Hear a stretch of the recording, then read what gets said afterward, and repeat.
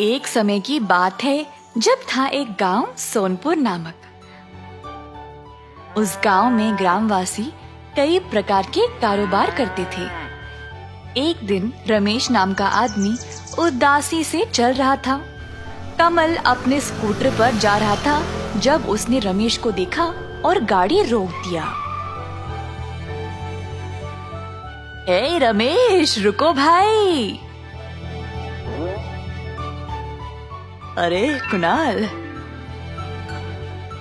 तुम इतने दुखी क्यों हो और कहाँ जा रहे हो?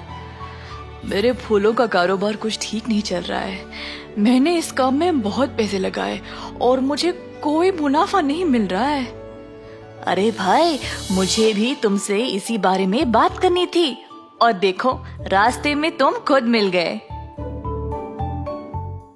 मेरे दिमाग में एक विचार है और मुझे लगता है कि यह काम आएगी। क्यों ना तुम शहर जाकर यही काम करो, बस थोड़ा सा ज्यादा दाम में वहां पर बेचना। अगर कम से कम 6 महीने तक तुम ऐसा करोगे तो तुम्हें अच्छा मुनाफा मिल जाएगा। आजमा कर देख लो, तुम्हें खुद पता चल जाएगा। रमेश ने कुणाल की सलाह पर सोचा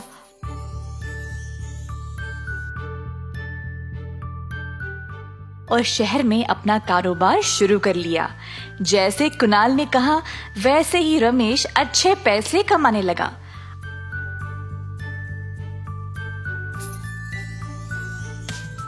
अब वह चाहता था कि वह ये बात अपने दोस्तों को भी बोले। उसने अपने सारे दोस्तों को सलाह दी कि वह अपना अपना कारोबार शहर में शुरू कर ले।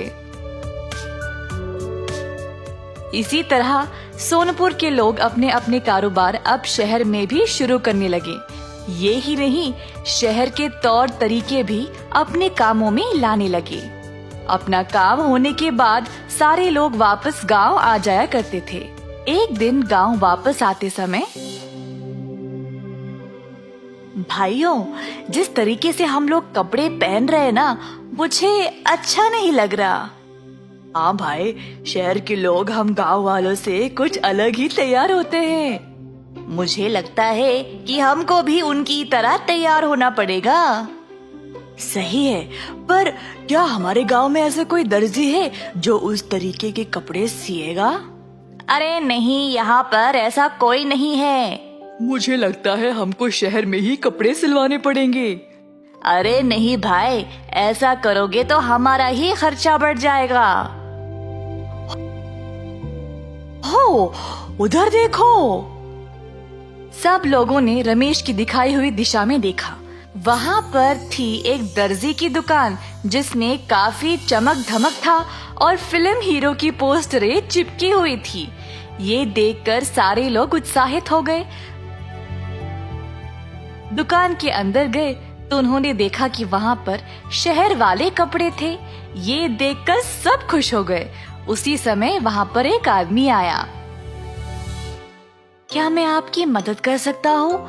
आप लोग कौन हो? कुछ कपड़े सिलवाने हैं क्या? आप ही इस दुकान के मालिक हो? जी। हमने तो ये दुकान यहाँ पहले कभी नहीं देखा। नए हो क्या? जी साहब, मैं 2 दिन पहले ही ये दुकान लगाया यहाँ पर। तुम्हारे दुकान में तो आजकल के लेटेस्ट कपड़े हैं। तुम कौन से गांव से आए हो? मैं तो इसी गांव का हूँ, पर मैं शहर गया था सिलाई का काम सीखने। मैंने वहीं पे काम किया था और कमाया भी, और अब उसी कमाई से मैंने यहाँ हमारे गांव में ये छोटा सा दुकान खोला है। अरे वाह, बहुत खूब, हमें भी ऐसे ही कपड़े चाहिए। ऐसा कहकर सब लोगों ने अपना अपना माप दर्जी गणेश को दिया और वहां से चले गए।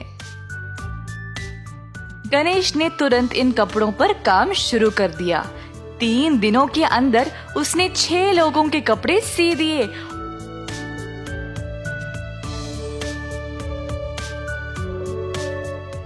और उनको दे भी दिया। इनके कपड़े अब गांव के बाकी लोगों को भी पसंद आ गए।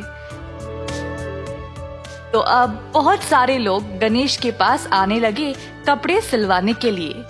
इसी तरह गणेश के पास अब बहुत सारे ग्राहक आने लगे।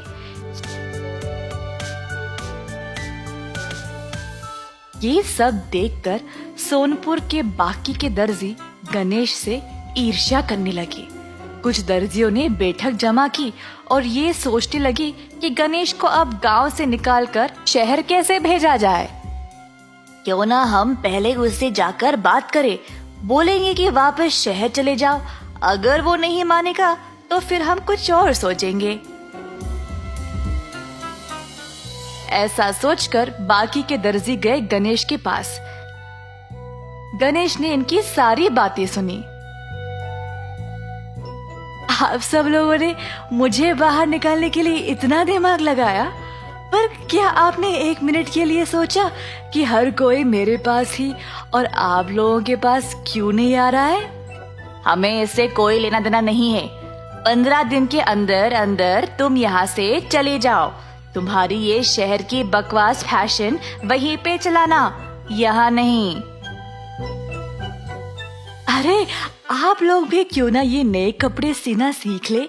अगर चाहो तो मैं आप सबको सिखा सकता हूँ। यहाँ तक कि इतना सारा काम का बोझ भी कम हो जाएगा मेरे लिए। क्या तुम बोल रहे हो कि हमें सिलाई नहीं आती? अरे नहीं, आप गलत ना सोचे। इस विचार को एक बार अच्छे से सोचना और फिर मेरे पास वापस आना। अगर इसके बाद भी आप लोग चाहते हो कि मैं यहाँ से चला जाऊँ तो मैं जरूर चला जाऊँगा, पर पहले मेरे इस प्रस्ताव के बारे में सोच तो लो। सारे दर्जियों ने ध्यान से इस विचार के बारे में सोचा। अंत में सब लोगों ने गणेश का प्रस्ताव स्वीकार करने का निर्णय ले लिया। ये देखकर गणेश बहुत खुश हो गया। उसने तुरंत सिलाई की क्लास शुरू की और बाकी के दर्जियों को इस नई तरीके की सिलाई के बारे में सिखाया।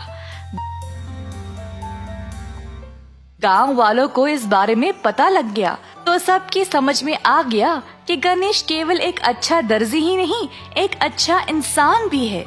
अब गणेश के साथ साथ 7 और दर्जी थे जो ये नए तरीके के कपड़े सी सकते थे। अब गांव वाले बाकियों को भी अपने कपड़े देने लगे सिलवाने के लिए। कुछ ही समय में पूरे गांव के लोगों के कपड़े पहनने का ढंग ही बदल गया। अतः ये गांव अपने अनोखे फैशन के लिए मशहूर हो गया। गणेश का बड़प्पन था कि उसने उन दर्जियों को माफ कर दिया जो उसको गांव से निकालना चाहते थे और उनको सिलाई भी सिखा दी, जिसकी वजह से अब पूरा गांव मशहूर हो गया। इस कहानी से हमें ये सीख मिलती है कि कोई भी निर्णय जल्दी में नहीं लेना चाहिए। कोई भी निर्णय अगर सोच समझ के लिया जाए तो सिर्फ हमें ही नहीं बल्कि बाकियों को भी फायदेमंद साबित होता है।